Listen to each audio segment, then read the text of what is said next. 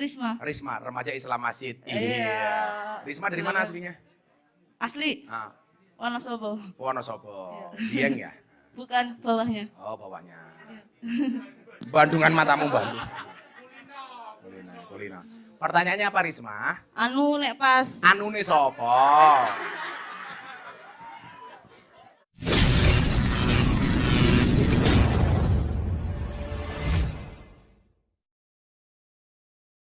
Ada pertanyaan? Namamu siapa? Risma. Risma, remaja Islam Masjid. Iya. Risma dari mana aslinya? Asli. Ah, Wonosobo. Wonosobo. Dieng ya? Bukan bawahnya. Oh, bawahnya. Bandungan matamu Bandung. Kulina. Pertanyaannya apa Risma? Anu nek pas. Anune sopo? Kan Tarik napas panjang 1 jam baru dikeluarkan. mati kok, Pak. Oh, mati. Posisi ini kan masih rada doyong kuwi to, terus kita Rada apa? tuh doyong. Mabuk. Habis kerja, terus mau sholat itu boleh nggak toh? Boleh. Posisi kamu masih toying. Iya toying. Masih toying. Iya. Ada mereng-mereng. Nah, tapi ki arep sholat ngono iku ya ndoken to, Pak. Boleh. Begitu selesai kamu langsung wudu, sholat. Diterima apa enggak Gus? Urusannya Gusti Allah. Cukup Rokib dan Atid yang menilai amalku, cangkemmu rasa melu. Berarti ora nambah dosa toh? Apa nah? Enggak Nambah dosa. Enggak toh? Justru dosa lah kowe ra salat. Tetap sholat ya, Nduk ya. Ya. Nah, mandi dulu. Tapi nggak ada istilah mandi besar. Nggak ada mandi besar dari alkohol. Mandi besar itu karena campur. Baik dengan suaminya maupun suaminya orang lain. Ya ikut toh. Tapi ya jembayangi Gus Miftah. Gue bayangin jambaki rambutku.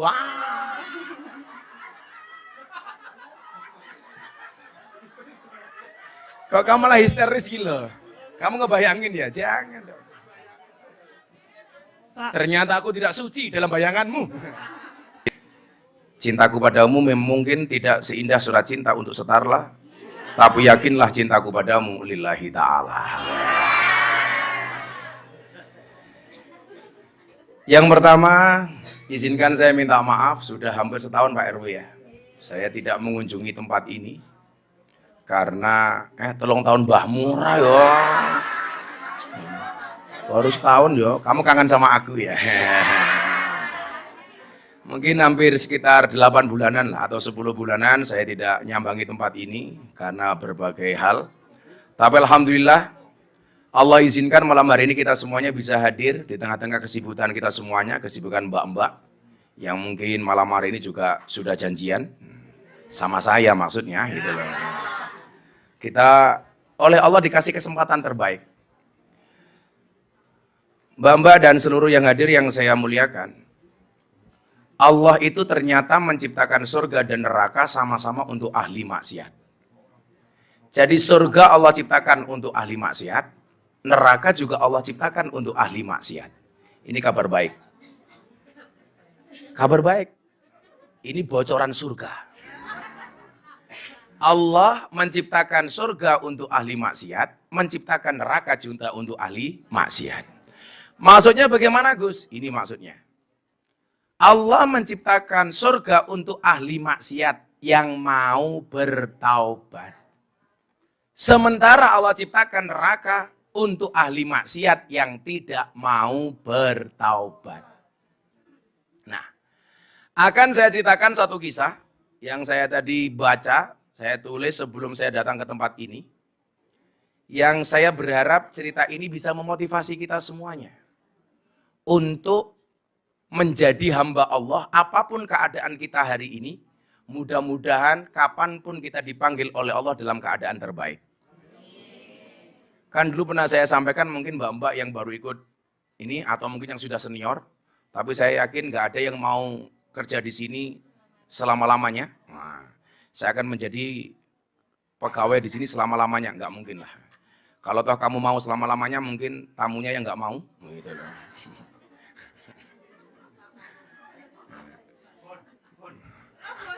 Masa ngebon. Nah, Ninggal KTP matamu. Ninggal KTP. Nah, sehingga kemudian urusan seseorang di akhir kematiannya, di akhir hidupnya, itu menjadi rahasia Allah. Saya selalu katakan apa? Allah itu merahasiakan masa depan agar kita berprasangka baik. Makanya ini kan nggak tahu masa depannya besok seperti apa. Nggak ada yang tahu. Kalau saya bilang apa? Masa depan itu seperti sekumpulan tempe. Artinya apa? Nggak ada yang tahu. Ada yang tahu. Allah sengaja merahasiakan masa depan agar kita berprasangka baik, berencana yang baik, berusaha yang terbaik, serta bersyukur dan bersabar. Kenapa? Karena hidup itu isinya cuma dua, Nduk. Suka dan duka. Bagaimana cara menyikapinya?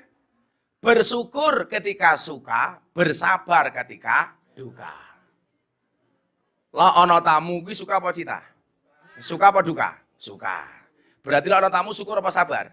Syukur. Lah tamune merongos? Merongos abape mambu. Duite pas-pasan. Serana pilihane belas. Pak Dan Ramil sering kesini, Pak Dan Ramil? Sering kesini? Oh belum. Belum. Ternyata Pak Dan Ramil belum pernah kesini. Insya Allah ini yang pertama dan nanti dilanjutkan sendiri. Iya.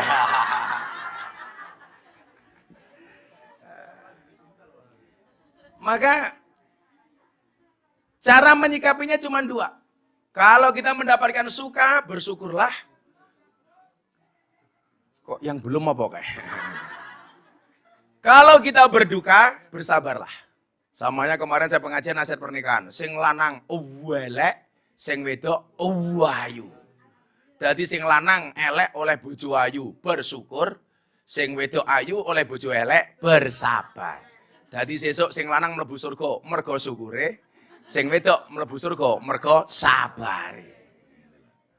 Nah, sehingga kemudian apa? Berangkat dari syukur dan sabar nanti kita akan berproses senantiasa pada jalan yang benar. Jadi para hadirin sekalian yang saya muliakan, bagaimana kemudian Allah itu mendesain hidup sedemikian indahnya. Kenapa saya katakan demikian? Bahkan Allah memberikan kesempatan bagi kita yang dianggap ahli maksiat itu sampai ajal menjemput kita. Saya mau cerita bagaimana kemudian Nabi Musa satu saat diperintah oleh Allah untuk mengurus jenazah laki-laki yang menurut kacamata manusia ahli maksiat. Jadi ada ahli maksiat yang orang sekampungnya nggak mau untuk memelihara jenazah itu. Akhirnya apa? Allah perintahkan Nabi Musa. Nabi Musa itu nabi yang paling gagah. Nabi yang paling gagah itu namanya Musa. Kalau nabi yang paling pintar namanya Khidir. Nabi yang paling kaya namanya Sulaiman. Nabi yang paling ganteng namanya Yusuf.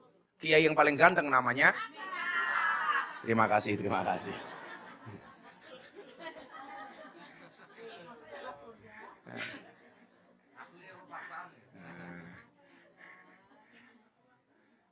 Saya ngomong orang ganteng matanya katarak. Amin. Ya kan saya bilang, saya itu tersinggung kalau ada mbak-mbak, mas-mas posting foto di media sosial, diedit cakep-cakep. Kasihan Gus Miftah yang sudah cakep dikira editan. Iya.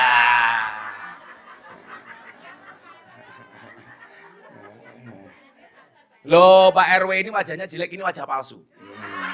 Aslinya lebih jelek umpama.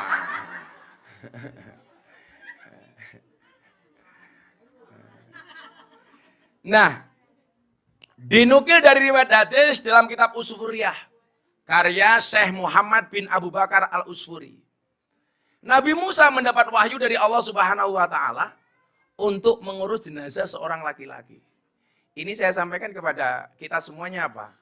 Bahwa pintu taubat dari Allah itu nggak pernah tertutup. Makanya salah satu quote Gus Miftah yang paling viral di bokong truk apa? Bisa jadi dosamu sebesar kapal, tapi ampunan dari Allah lebih luas dibandingkan lautan. Dadi sak gede-gedene dosamu luwih gede pangapurane Gusti Allah. Jadi saya itu orang yang pede masuk surga Pak Dandim. Saya pedenya kenapa? Karena orang masuk surga itu ternyata itu bukan karena banyaknya amal, tapi karena rahmatnya Allah. Makanya kenapa saya bilang sama Pak RW tolong pengajian diumumkan kepada mbak-mbak semuanya. Sekali saja ikut pengajian, ayo. Sebulan sekali atau berapapun kita kesempatan waktu ada, kita ngaji. Siapa tahu waktu yang kita luangkan untuk ngaji ini mendatangkan rahmatnya Allah. Dari semua dosamu, Allah tutup dengan rahmatnya, sehingga dengan pengajian itu kita mendapatkan pengampunannya. Kita nggak pernah tahu. Orang sekarang bilang begini, Gus, apakah amal baik itu kalau diposting pasti riya? Oh enggak. Kata Imam Al-Ghazali apa? Kalau kamu yakin kamu bisa menjaga hatimu dari pamer, maka amalmu diperlihatkan saja nggak ada masalah. Sehingga apa? Niatnya untuk ngajak orang lain. Jadi kalau kamu ngaji kayak gini, diposting nggak ada masalah, kamu posting. Yang penting kamu jaga hati, niatnya tidak riya, niatnya tidak pamer. Tapi apa? Supaya memotivasi orang lain. Maka saya bilang, ketika kawan-kawan saya seperti Raffi Ahmad atau Halilintar waktu itu posting sedekah di medsos, dibully. Masa sedekah kok diposting? Saya bilang, yang diposting belum tentu pamer, yang tidak diposting belum tentu ikhlas. Karena apa? Sedekah itu terang-terangan maupun tersembunyi. Boleh. Yang nggak boleh itu nggak sedekah, tapi terang-terangan cangkeme cerewet. Wongnya ya tekoi. Ya melu guyu gitu loh. Biasanya jilbabnya ungu biasanya. Yang jilbabnya coklat insya Allah. Luweh nemen.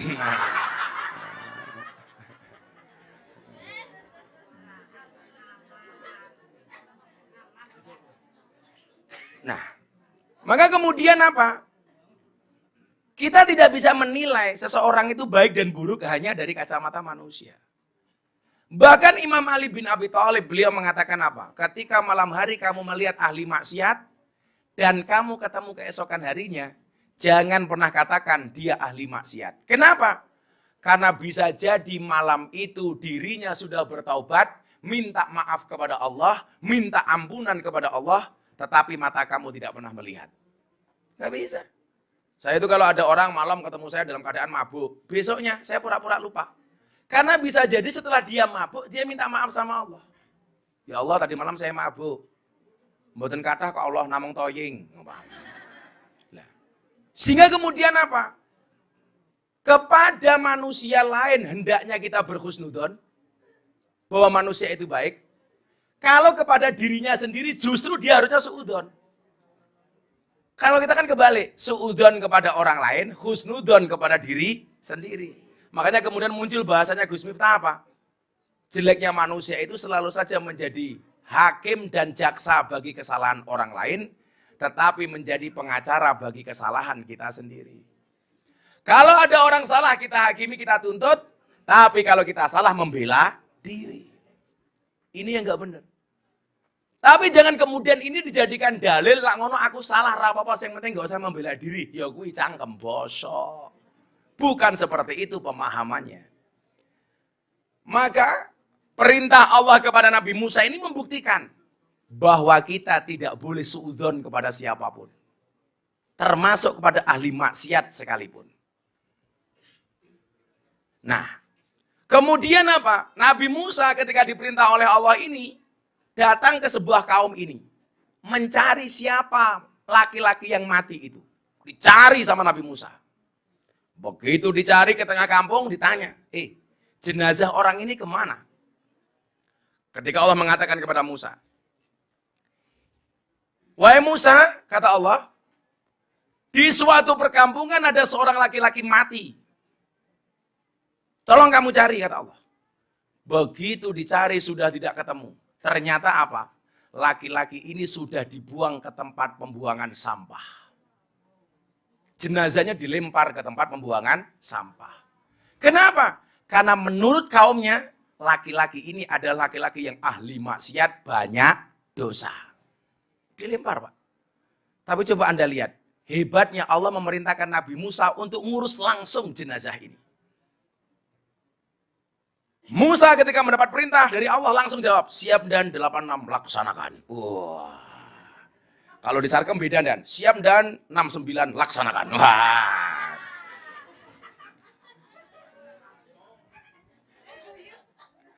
Masuk matamu. Saya kemarin ditanya dalam pengajian, Abah, bagaimana cara membahagiakan pasangan? Oh gampang, membahagiakan pasangan cukup dengan 70 cara. Satu shopping, sisanya 69. Wah.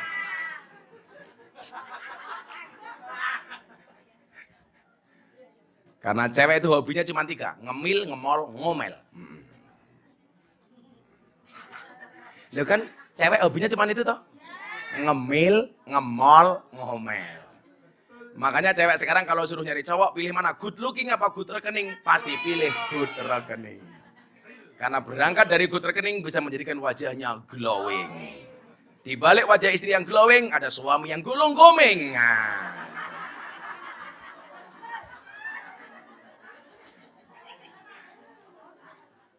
Tapi saya pesan sama mbak-mbak, tolong rawatlah wajahmu, jangan lupakan tungkakmu.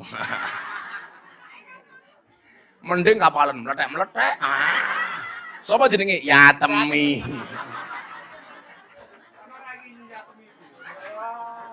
Ya Temi. Oh kan. Ya Temi. Legenda Sarkem. Ya Temi. Kalau kemarin siang saya pengajian di Semarang, di Bandungan, kota sejuta purel. Mangkuburel.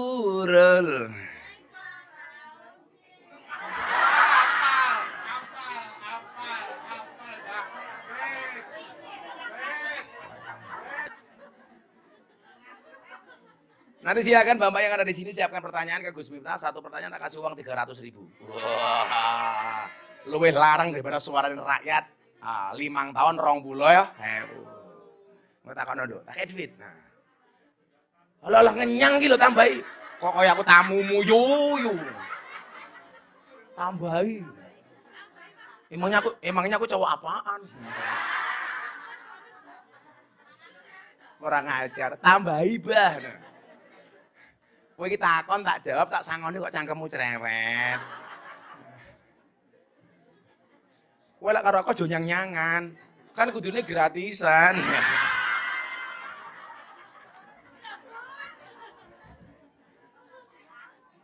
Tapi saya itu udah berkomitmennya, semenjak meninggalnya almarhum Gunjek, saya nggak pernah masuk ke Sarkem kecuali pas pengajian. Kalau dulu zaman almarhum Gunjek itu, saya kosong malam ke sini beli pecel lele sama almarhum dibagi-bagi ke mbak-mbak. Itu biasa dulu. Tahun berapa dulu? Tahun 2000-an itu. Nah, setelah beliau meninggal, saya nggak pernah datang ke tempat ini kecuali pas pengajian. Takut terjadi hal-hal yang diinginkan. Banyak inginnya matamu, banyak inginnya. Banyak inginnya. Kan saya dulu bilang toh, di Belanda saya ditanya wartawan, Gus, kalau ketemu mbak-mbak cantik pengen apa enggak? Ya pengen. Matamu jika-jika gitu. Terus gimana Gus? Ya ngempet. Masuk kiai nyang-nyangan. Nanti Pak Dande masih mau pulang toh? Apa di sini Dan? Ojo Dan. Nah, akhirnya apa? Nabi Musa lah penasaran. Ini menurut manusia jelek, kenapa kok menurut Allah itu baik? Jadi kalau disuruh milih, Dok, baik di mata manusia jelek di mata Allah atau jelek di mata manusia baik di mata Allah, tentunya kita milih walaupun jelek di mata manusia tapi baik di mata Allah. Karena pada akhirnya apa? Alaihissallahu biahkamil hakimin. Hakim yang paling baik adalah Allah. Nah. Akhirnya kemudian Nabi Musa mencari informasi. Apa yang menjadi kebaikan dari orang ini. Sehingga kok Allah mencintainya. Ternyata usut punya usut. Ada beberapa amalan terakhir yang dilakukan oleh ahli maksiat ini. Sehingga kemudian apa? Amalan terakhir inilah yang kemudian mendatangkan ridhonya Allah. Makanya kalau kamu hidup itu yang dicari nggak usah banyak-banyak, rahmat sama ridhonya Allah. Saya itu kenapa dan nggak pernah berhenti ngaji kemana-mana? Karena saya nggak pernah tahu dari panggung mana rahmat Allah itu berikan kepada saya. Apakah yang datang yang puluhan ribu, kayak kemarin saya di Bantul 25.000 orang lebih. Kayak di Lampung dihadiri 20.000 orang lebih. Kemarin saya di Taiwan dan hari Minggu kemarin pas minggu ini saya pengajian di Taiwan di kota Changhua. Yang hadir 15.000 orang. Saya pengajian ada 5 orang naik panggung. 1 orang Indonesia, 4 orang Taiwan. Langsung masuk Islam saat itu juga. 5 orang. Sehingga tahun 2023 ini dok, belum sebulan, saya sudah menuntun mu'alaf 10 orang. Baru Januari. Pak Sarjono mau dikafirkan?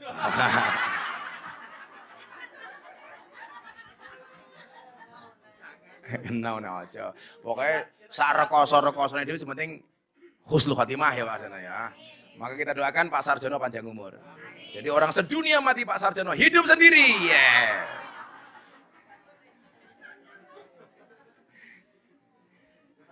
Aku tahu Pak Sarjono pacarnya siapa. Ini iya. Oh yang kok geding aku. Sehingga besok kalau kamu di alam kubur ditanya sama malaikat, "Man rabbuka?" Kula melu ngaji karo Gus Miftah malaikat. Ngono. Ora kaya Pak RW, "Man rabbuka?" Malah jawab, "Kamu nanya."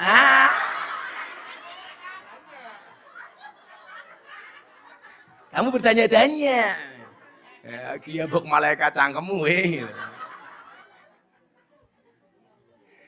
Shallu ala Nabi Muhammad.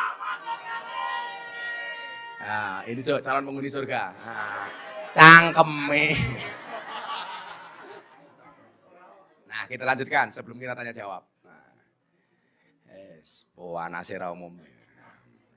Kalau saya badannya panas. Nah, kalau sini burike sing panas utake. Nah, karena pikiran yang kotor itu berangkat dari sesuatu yang bening. Iya.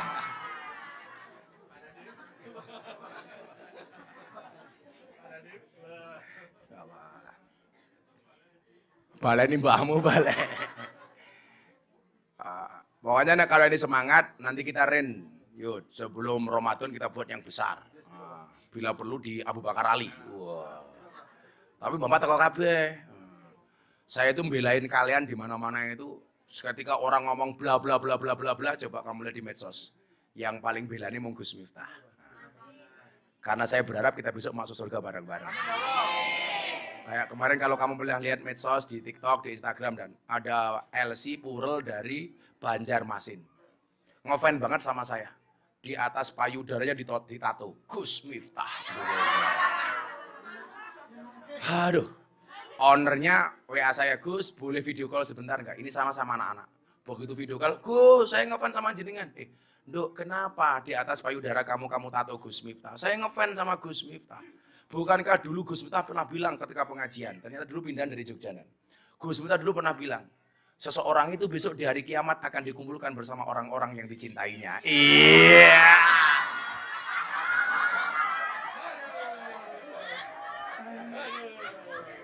Langsung aku nyanyi. Begitu sulit. Lupakan silit. Makanya sekali lagi saya berdoa, mudah-mudahan saya bilang ini betul, Dok. Saya itu kalau ngomong di luar sana lonta-lonta, saya bilang saya nggak pernah menyebut itu kepada mbak-mbak saya. Kan nggak pernah Bu ya. Siapa yang sering ikut pengajian Gus Miftah di sini? Pernah nggak Gus Miftah bilang para londe rahimakumullah? Nggak ada ceritanya. Contoh barusan nggak ada.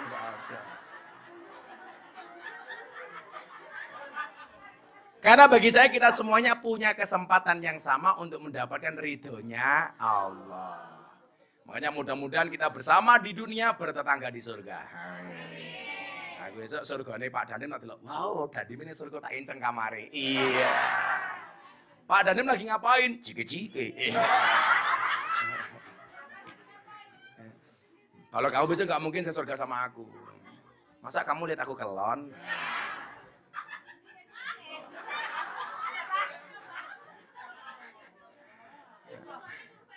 Nah, survei di sini. Makanya besok Laskar Jogja, Laskar Oraji itu apa masuk surga tak ajak. Nah ya kuwi Laskar itu tugasnya survei. Jadi seurungnya Abah masuk surga, surgane disurvei karo Laskar. Surgane siap, Abah masuk, Laskarnya metu meneh. Wis lumayan wis survei kok. Nah, ternyata amalannya apa? Mbak-mbak, dengerin ya. Mudah-mudahan kita ditakdir oleh Allah minimal seperti orang ini. Walaupun kita ahli maksiat, kita masih punya kesempatan seperti ini. Amin. Coba dengerin. Ketika Nabi Musa bertanya, apa hebatnya laki-laki ini?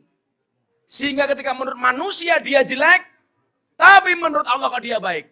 Ternyata sebelum meninggal dunia, laki-laki ini berdoa 3 hal. Berapa Bu? 3.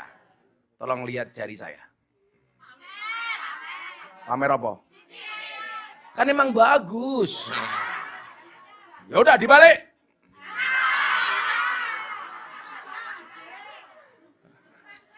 Saya gede. Enggak. Ini cuman emas kok, emas asli. Gitu aja. Sande, saya punya teori baru. Diam itu adalah emas. Makanya kalau para istri minta emas kita, diam. Bagi mas-mas di sana yang gak punya dana kenakalan, ingatlah waktu adalah uang. Jadi kalau udah LC minta uang dikasih waktu. Masuk deh. Apa 3 doa yang dikumandangkan oleh ahli maksiat ini sebelum meninggal dunia? Yang pertama, lelaki tersebut mengakui perbuatan maksiat yang dilakukannya. Kemudian ia berdoa kepada Allah Subhanahu wa Ta'ala. Ini doanya saya tulis dalam kitab itu. Wahai Tuhanku, sesungguhnya Engkau mengetahui perbuatan-perbuatan maksiatku yang sebenarnya.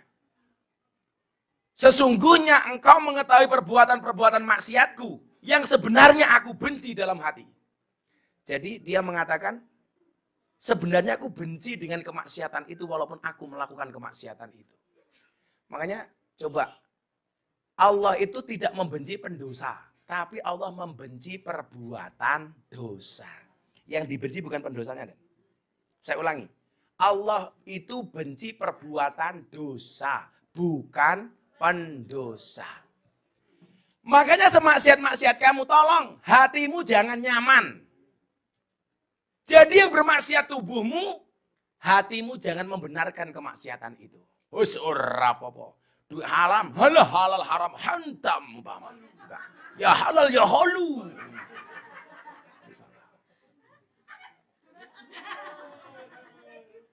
Kamu terpesona sama aku ya. Kampleng pisan ada. Kamu dijaga. Tamu yang datang itu bukan suamimu tapi suaminya orang. Ono tamu karaoke nyangkat HP, angkat telepon bojone kok kamu cemburu. Kono angkat.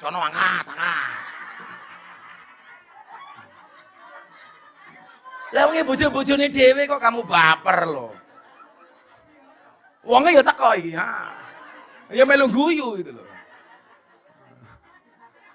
Biasanya jilbabe putih biasanya. Oh Bu Haja. Bu Haja pun arse. Wes ngiri aku karo Bu Haja iso wakaf musala subhanallah. Alhamdulillah. Awake dhewe mesti iso lho Dan. Keren masyaallah. Oh, padahal dipikir sewake gero melarang matamu kuwi ngawur. Kurang ajar. Musolane sewake gero melarang. Mumet dasku. Sumu, aduh. Dapat weh.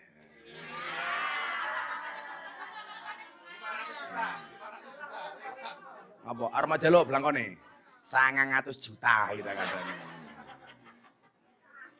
Blang sak ndase matamu sak ndase. Kurang ajar. Blangkone 900 juta sak ndase.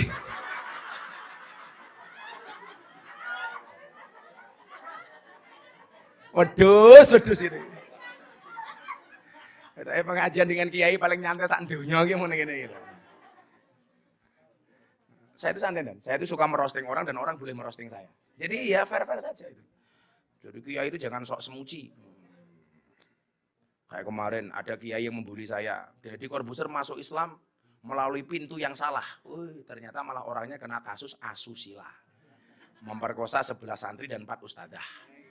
Maka saya bilang, ya mungkin Deddy Corbuzier masuk Islam salah jalan, tapi tidak salah lubang.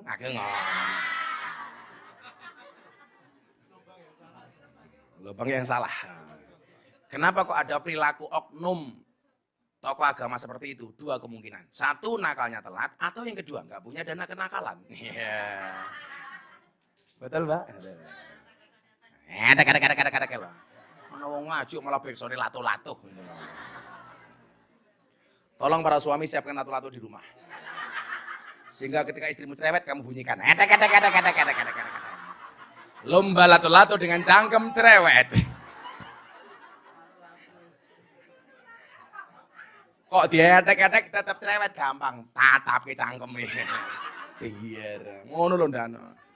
Pokoke Pak Dandem lak ning kantor galake ra ning umum. Ning omah karo bojone ya iki ya. Aku hoon dan wong lanang ini di luar kayak harimau, ning omah kayak kucing. Kemudian yang kedua apa? Sang lelaki ini juga mengakui bahwa tempatnya semasa hidup berada di lingkungan orang fasik, orang yang banyak dosa lah. Meski demikian, ia juga pernah berada sekitar orang soleh dan mengaku lebih senang berada di sana. Kemudian dia mengatakan apa? Wahai Tuhanku, Engkau tahu, aku melakukan perbuatan maksiat. Dan tempatku adalah bersama orang-orang fasik yang banyak dosa. Akan tetapi, sebenarnya aku juga senang ketika bersama orang soleh. Dan senang dengan sikap zuhud mereka. Tentu, tempat bersama mereka lebih aku senangi daripada bersama orang fasik. Ini seperti pengajian malam hari ini. Mungkin kalian berada di lingkungan orang fasik, orang yang banyak dosa. Tetapi di hati kamu harus kamu tanamkan. Saya lebih bahagia ketika ketemu dengan orang soleh. Pak Soleh mbahmu, Pak Soleh. Dengan orang baik.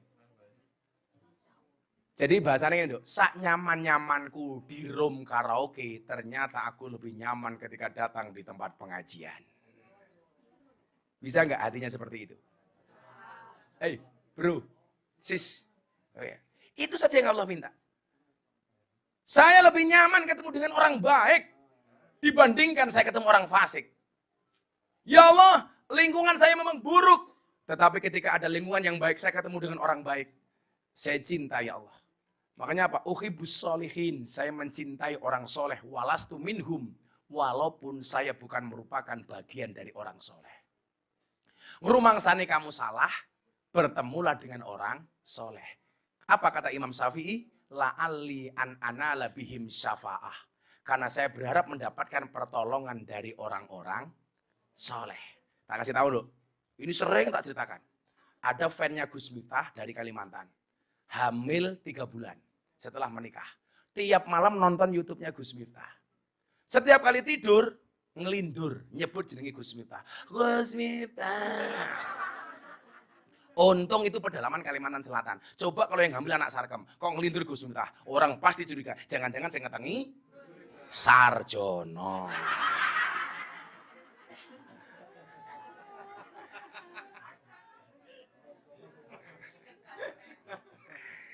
Ya. Akhirnya apa, Nduk? Bilang apa? Pak, Mbok ke Jogja. Anaknya bilang sama bapaknya. Ngapain, Nduk? Minta video greeting ucapan kehamilan saya dari Gus Miftah. Bapaknya cuma punya uang 500.000, Nduk. Akhirnya berangkat ke Jogja, sampai Banjarmasin, uangnya habis. Mau nyebrang ke Semarang dan nggak punya duit. Akhirnya apa yang terjadi? Ini loh, bahwa hanya gambar saja bisa ngasih syafaat. Apalagi kalau kamu cinta Kanjeng Nabi. Ada truk lewat. Bokong truknya ada gambarnya Gus Miftah. Kan Gus Miftah dinobatkan sebagai selebritis yang paling banyak wajahnya dilukis di bokong truk. Termasuk mobil sedot WC. Raiku tak kandang. Apa rumangsane raiku rupane kaya kloset, aku ora paham. Sesuk ana merek kloset jenenge GM. Gus Miftah. Dadi men bapak ngoten. Kelingan raiku. Akhirnya apa yang terjadi, Nduk? Truknya didatangin, disamperin. Pak, ini truknya siapa? Truk saya, Pak. Mau kemana? mau pulang ke Magelang. Loh, kok Bapak kenapa di sini? Saya pengen ke Jogja.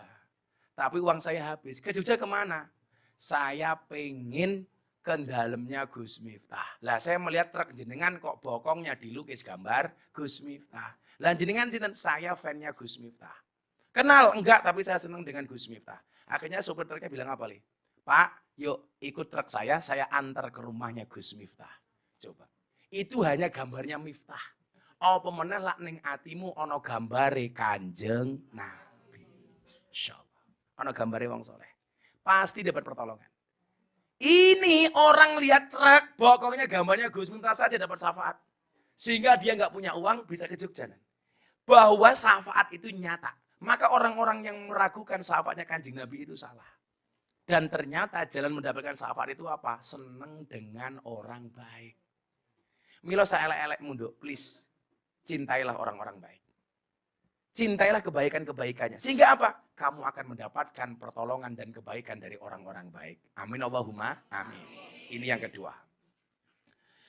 Tadi dia bilang begitu. Wahai Tuhanku. Dia bilang.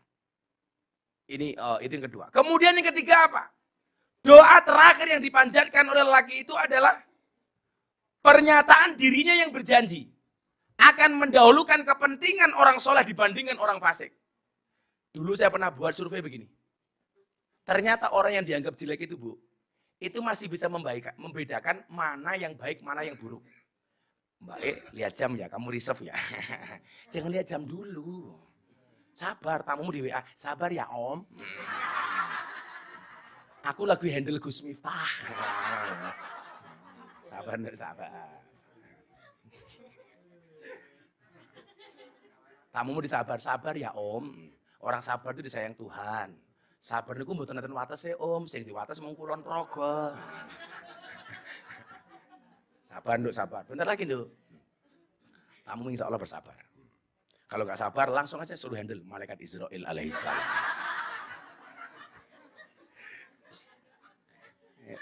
Silakan 3 orang penanya habis ini, siap-siap.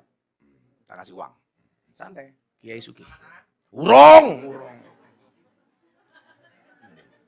Dulu saya buat survei begini, Dok. Rungokno ya, yang belum pernah dengerin. Ternyata orang yang dianggap banyak dosa sekalipun, itu masih bisa membedakan mana yang baik, mana yang buruk. Contoh rungokno ini. Ono kiai berjalan sama germo. Ono tamu datang. Ono kiai karo germo. Kira-kira yang dicium tangannya oleh tamu yang datang, germo apa kiai? Tetap kiai. Itu menunjukkan apa? Orang yang dianggap jelek sekalipun masih bisa membedakan mana yang baik, mana yang buruk. Padahal kalau dilihat dari kepentingan, lebih menguntungkan germo dibandingkan kiai. Satu. Yang kedua, saya pengajian di sini, ada tamu datang. Padahal pengajian belum selesai. Mereka ndelik, waduh, si ono pengajian Gus Miftah, isin aku ndelik. Orang mungkin dia teriak-teriak, Gus, aku main ngelondre. Nggak ada. Wah, nggak ada. Berarti apa? Dia masih malu. Dan ternyata salah satu tanda kebaikan seseorang itu ketika dirinya masih punya sifat malu. Dok, malu. Minimal kamu malu sama Allah. Nggak usah malu sama saya. Malu sama Allah. Nah kemudian yang terakhir, doa dari laki-laki ini apa? Wahai Tuhanku, seandainya engkau memaafkan dan mengampuni dosa-dosaku, para wali dan nabi akan merasa senang, sedangkan setan-setan, musuhku dan musuhmu akan sedih. Begitupun sebaliknya. Maka kamu bilang, ya Allah, sejelek-jeleknya saya ya Allah, tolong ampuni saya. Karena kalau engkau ampuni aku, berarti Allah, berarti Nabi senang, Kiai senang, orang soleh senang. Tetapi kalau engkau enggak mengampuni aku, setan senang, iblis pun senang. Saya doakan semuanya, dosanya diampuni oleh Allah Subhanahu wa Ta'ala. Amin Allahumma amin. Siapkan pertanyaan, kita selawatan dulu. Shallu ala Nabi Muhammad. Ada pertanyaan? Namamu siapa? Risma. Risma, remaja Islam Masjid. Iya. Risma dari mana aslinya? Asli. Wonosobo. Wonosobo. Dieng ya? Bukan bawahnya. Oh, bawahnya. Bandungan matamu Bandung. Kulino. Pertanyaannya apa Risma? Nek pas. Anune sopo? Kan? Tarik napas panjang, 1 jam baru dikeluarkan. Mati kok Pak. Oh mati. Posisi ini kan masih rada doyong kuwi to, terus Rada kita apa? tuh doyong. Mabuk, Habis mabuk. kerja, terus Ah. mau sholat itu boleh nggak toh? Boleh. Boleh. Posisi kamu masih toying. Iya toying. Masih toying. Iya. Ada mereng-mereng. Nah, tapi ki arep sholat ngono iku ya ndak entuk, Pak. Boleh. Begitu selesai kamu langsung wudu, sholat.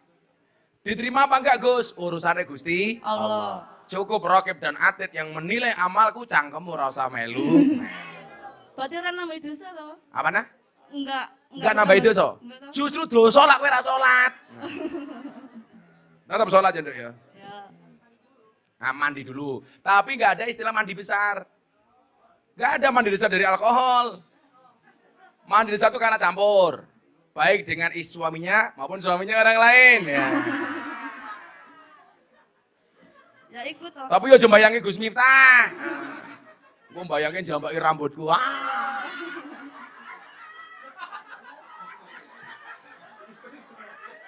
Kok kamu malah histeris gitu? Kamu ngebayangin ya? Jangan dong. Pak. Ternyata aku tidak suci dalam bayanganmu. Wudu, sholat. Udah. Sama aja. Sholat biasa, usolli, fardhu subhi, rakaat ini, selesai. Gak apa-apa. Setelah itu wirid, bila pun baca Quran. Lah lebih dosa lagi kalau kamu sudah doyong ora sholat. Tetaplah sholat walaupun kamu Berarti doyong. iku nggak usah sholat tobat bareng toh? Apa? Nggak usah pakai sholat tobat. Ya kalau bisa sholat tobat. Kalau nggak bisa langsung sholat subuh. Minimal jangan meninggalkan sholat wajib. Iya. Bangun siang duhur, sholat meneh. Loh, coba beratnya sholat di mana? Aku mau tanya sama kamu Risma. Iya. Kamu masuk kerja jam berapa sih? Jam 9. Loh, kan berarti bareng isak toh? Iya. Kudune subuh, maghrib, duhur, asar sampai isak kan harusnya terjaga. Duhur belum bangun bos, ngantuk. Yo, lak kowe ra iso tangi, tak dongake muga-muga ra iso tangi sekalian. Ya ojo. Tetap bangun, sholat, sampai makan. Gitu Risma ya. Ya. Tetap sholat walaupun Doyong. doyong. Bahasanya anyar nih. Doyong. Ya, doyong. Ya Risma, 300.000. Walah. Gak usah salaman, aku udah butuh. Mayan, 300.000 tanpa doyong. Nah. Mana tadi yang kedua? Yang kedua tadi siapa? Ini Ibu. Kalau ini STNK. Setengah tuan yang kewer-kewer.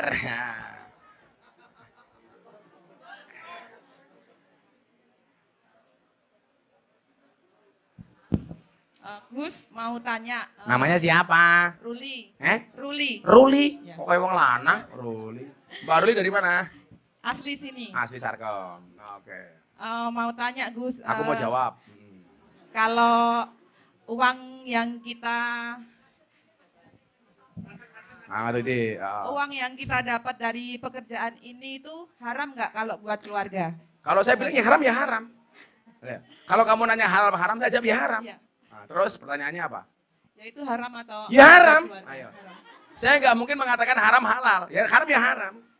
Tapi gimana Gus, saya belum punya Ya, pekerjaan lain. Lah itu urusan nanti. Tapi kalau kamu ngomong ini halal apa haram, ya saya jawab haram. Berarti saya menafkahi keluarga saya dengan sesuatu yang haram. Lah faktanya. Tapi gimana Gus, belum ada yang lain?